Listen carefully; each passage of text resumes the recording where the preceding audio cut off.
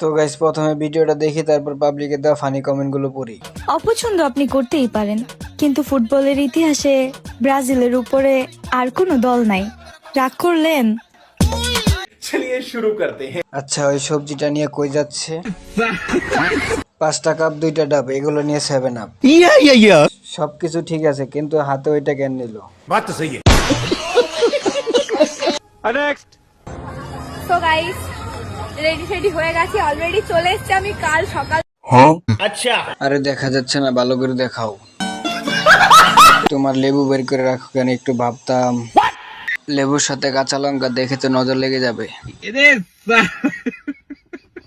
Next.